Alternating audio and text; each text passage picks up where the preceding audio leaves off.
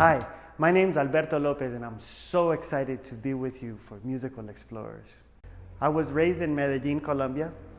Some of my best memories of my childhood were of running around my neighborhood with my friends and my cousins and all my family and hearing all the music all around us. There was music everywhere we went because I was lucky enough in Medellin, and our neighborhood was a musical neighborhood because I just happened to live across the street from a very famous producer and musician named Fruco y sus Tesos, who now, one of the many things he's done in life is he's the guy who founded La Sonora Dinamita. So I actually grew up across the street from the guy that wrote all of that stuff. And it's so exciting because everywhere we went, whenever that music would come out, we would hear it come out first out of the studio as it was being recorded.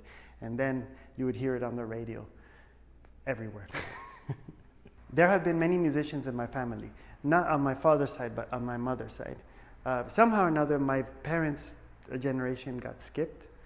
But I grew up listening to tons of music because my grandfather and my great uncles had written music for like Frank Sinatra and for Stan Kenton and a lot of people in the jazz world. So music was, it's like my parents were always putting on records, and they were putting on records from all over the world. So my mom tells me that when I was a baby, I used to bang on pots and pans everywhere, and I used to always like bang on the toy pianos and want to do musical things. So she made me wait until I was like 7 to make sure that I really wanted to do it. And finally, when I was 7, we were able to get a piano. Getting a piano in the late 70s and 80s in Colombia was no easy feat because they were very expensive and they were very difficult to get. So the way it happened was that my father actually found a piano in an old abandoned banana plantation, and he had it shipped to Medellin. And my music teacher's brother, my music teacher at school, her brother restored it. He was a very famous accordionist named Lacides Romero. And then that's when I learned how to play the piano. Even though I was introduced to popular style of cumbia by my neighbor, Fruco, I was very lucky again.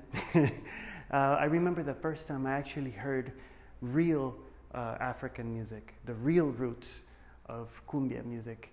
And I was about 4 years old in a very remote town called Capurganá, which is about 2 hours walk distance from the Panamanian border on the Caribbean side. And I remember just walking around there with my parents. We were there on vacation. It was very rustic. And then all of a sudden I started hearing these drums and the singing, and then I saw this dancing. It was so infectious. It was so amazing. And the great thing was that I saw kids that were my age. I was only 4, but there was kids my age playing and singing and like just having such a great time. And that stuck with me. That feeling is the feeling when I hear cumbia to this day. That's the feeling that I try, that it evokes for me, that I try to remember every time I hear it. When it feels good, that's what I remember. All of this community coming together and making an event as a group. This love for cumbia and for African music particularly really lit up the fire in me to learn more about other types of African music in the Americas. So as I grew up, I traveled to different places like Cuba and Puerto Rico and Brazil, and even here in the United States to learn music of African descendants. And that initial love for African music through cumbia is what keeps me going through all the groups that I play in now, like with Jungle Fire or Rumbanquete, or even some of the other people that I perform with, like Natalia Lafourcade or Juanes.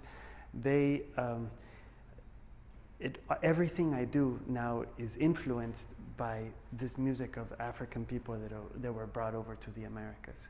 And I'm very fortunate to be able to do it to this day on a daily basis and to be able to live from it. So I think it's very important because I have been so fortunate to live from these rich traditions that I now do my best to teach it to other people, to you, to the next generation, so that this joy and these deep cultures may continue and inspire other people in the future. The important thing about all of this music is not only to preserve it and to pass it on to other people is also to realize that everywhere in the world there are cultures like these. And it's so important to have an open mind and an open heart so that we may travel to other parts of the world and learn these wonderful traditions and these wonderful forms of expression by people around the world, so that we may all become more connected and we may have more love and respect for each other. Now I'm going to teach you the basic step for cumbia as we dance it with cumbia sampuesana and with all other cumbias. It's a very cool step. It's very simple. Don't be fooled, okay? And all it takes is one step forward and one step back. One step forward and one step back. And as you do it, you are going to lean on both feet, like this. And you do it in time with the music. So you can pick whichever one you want. I'm a right-handed person, and usually guys start with the right, but you can begin with your left as well. And if this is the time of the music, if this is about the tempo of cumbia, which is like, so 1, 2, 1, 3, 4, 1.